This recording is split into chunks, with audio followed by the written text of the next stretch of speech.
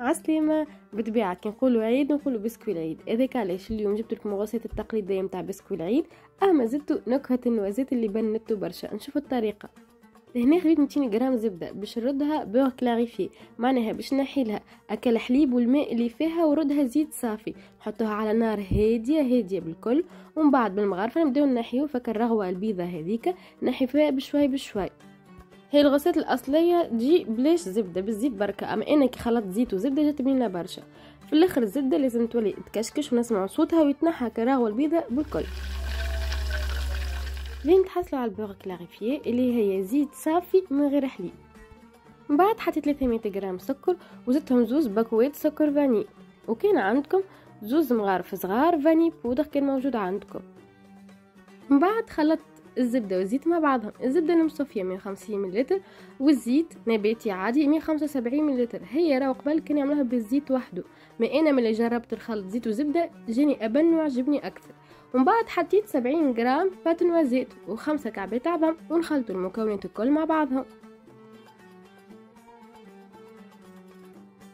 ومن بعد نحطوا الفرينه بشويه ونصفيوها. علاش بشويه؟ انا كل في كل استعملت 850 غرام، انا على اساس باش نستعمل كيلو، اما الفرينه اللي استعملتها تشرب، دونك انت والفرينه نتاعك دونك حط بشويه وتلمها ما تعجنهاش وتشوفها كان تستحق اكثر فرينه تزيد.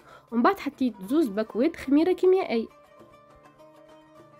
ومن بعد حطيت 150 غرام نشا كيف غربلته. انا نشا ما نحطش اكثر من 150 غرام باش هكاك تجيني تقرميشه بنينه من غير ما نطعم مطعم نشا جمله وما يبداش ظاهر، دونك 150 غرام كافي.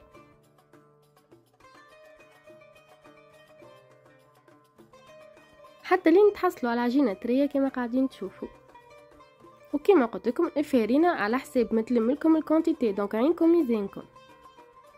من بعد نرحيوها باش نرحيها توا بلاش نوازيت كونكاسي، من بعد نحط لها النوازيت نرحيوها باش نخدموها خاطر احنا ما عجناهاش، دونك المره الاولى باش نرحيها بالفاصون هذيا، ومن بعد باش نزيدها النوازيت كونكاسي. توا في المرحله هذه حطيت 50 غرام بفريوه كونكاسي، ومن بعد نرجعوها الماكينه ونحطوا القمع ونخرجوا كعبات البسكوت نتاعنا. انا كبر كل كعبه عملته 7 سنتي ونص وانتم احرار.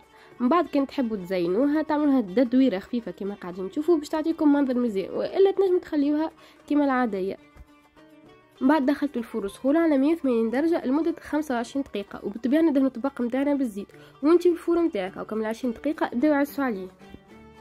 وسيي كعبة البسكوت نتاعنا حضروا مطعمهم فاوح وبنين بكالبات نوازيت والقرميشه نتاع نوازيت كونكاسي زادت فيهم شطره مع كويس سيتخوناد. نودكم ولا نشهيكم ان شاء الله تكون الغسيل عجبتكم، ونتقابلوا ان شاء الله في وصفه جديده وبنه جديده. على بروشين.